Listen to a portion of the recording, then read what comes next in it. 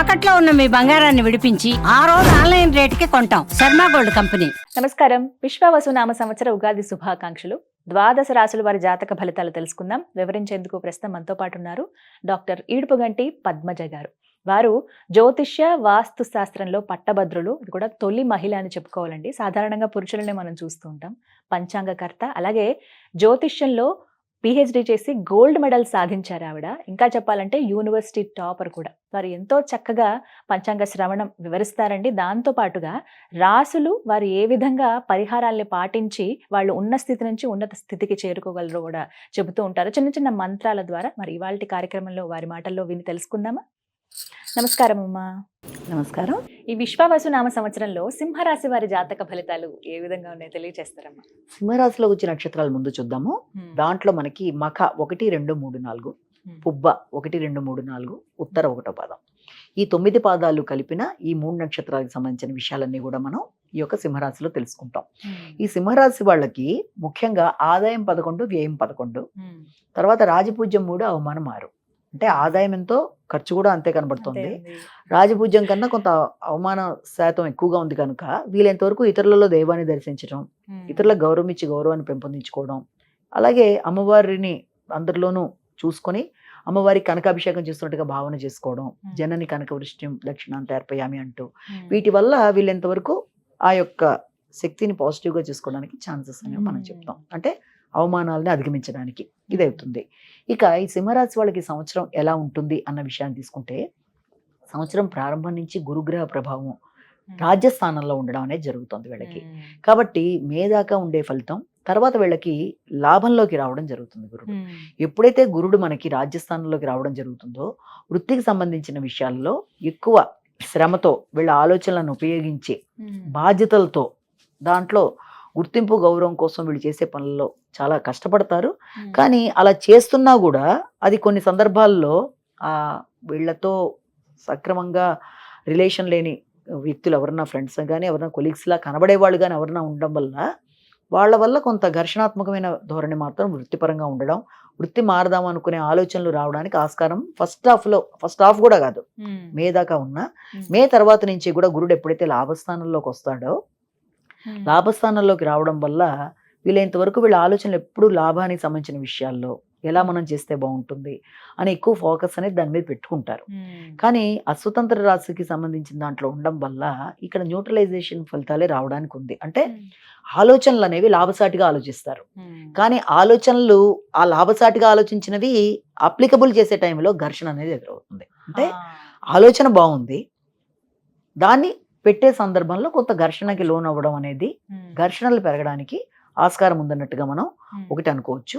వ్యక్తుల సహకారం కావచ్చు, లేకపోతే ప్రశాంతతకి సంబంధించిన విషయాలు కావచ్చు, తర్వాత సాంఘిక సంబంధాలు, ఇవన్నీ కూడా యావరేజ్గా మొత్తానికి ఇబ్బంది లేకుండా నార్మల్గా వెళ్ళడానికి ఆస్కారం అనేది ఒకటి మనం చెప్తాము.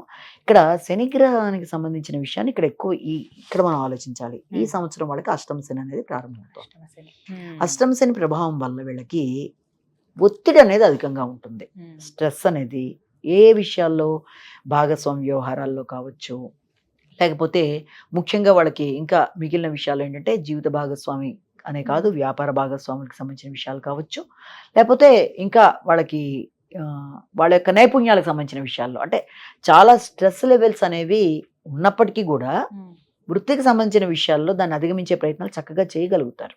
ఉంటాయి, స్ట్రెస్ ఉన్నా వృత్తిలో మాత్రం అధిగమిస్తూ ముందుకెళ్ళడానికి గట్టిగా కృషి చేస్తారు. అది కొంతవరకు పాజిటివ్గానే కనబడుతుంది. అంటే దాని ఇంపాక్ట్ వల్ల వీళ్ళు డిప్రెషన్ అయిపోయి వృత్తిలోంచి ఏదో కాదు, ఎలాంటి పరిస్థితులు ఉన్నా వృత్తిని మాత్రం చక్కగానే చేసుకుంటారు, అందులో భయం లేదు. ఇక అలాగే వీళ్ళకి మాటలు, ఆర్థిక సంబంధమైన విషయాలు, ఈ విషయాల్లో అంటే ముఖ్యంగా అష్టమ శని వల్ల ఆరోగ్యం, ఆర్థిక సంబంధాలు, ఖర్చులు విషయాల్లో ఇబ్బందికరమైన వాతావరణాలు ఏర్పడ్డా ఎవరికైనా, ఇతనికనే కాదు ఎవరికైనా. కానీ ఇక్కడ వృత్తి విషయంలో ఇతని పాజిటివ్గానే ఉంది. తర్వాత మాటలు కానీ కుటుంబ విషయాలు కానీ అనుకూలంగానే ఉంటాయి.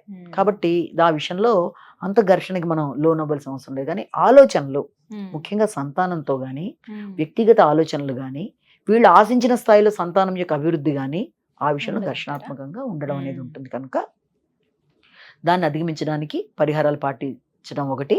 ఇక రెండోది ఏంటంటే ఈ రాహుకేతువుల వల్ల వీళ్ళకి తమ విషయాల్లో ఎక్కువ కేర్ తీసుకోకుండా, ఉమ్, అంటే వైరాగ్యంగా, ఉమ్, ఇతరుల విషయాల్లో ఎక్కువ శ్రద్ధతో వారి కోసం అనుకూలంగా చేయడానికి ప్రయత్నాలు చేస్తారు. ఆ చేసేటప్పుడు కూడా అందులో ఏదో లాభాన్ని ఆశించినట్టుగా గనక చేసినట్లయితే ఆశించిన ఫలితాలు రావడం అనేది తక్కువగా ఉంటుంది కనుక ఉమ్, ప్రతి విషయంలో జాగ్రత్తలు తీసుకుంటూ సాంఘిక సంబంధాలు, ముఖ్యంగా సాంఘిక సంబంధాలు, ఫ్రెండ్షిప్స్, తర్వాత భాగస్వామ్య వ్యవహారాలు, వీటి విషయంలో తగినంత శ్రద్ధ తీసుకుంటూ, అంటే తమ విషయాల్లోనూ శ్రద్ధ తీసుకోవాలి.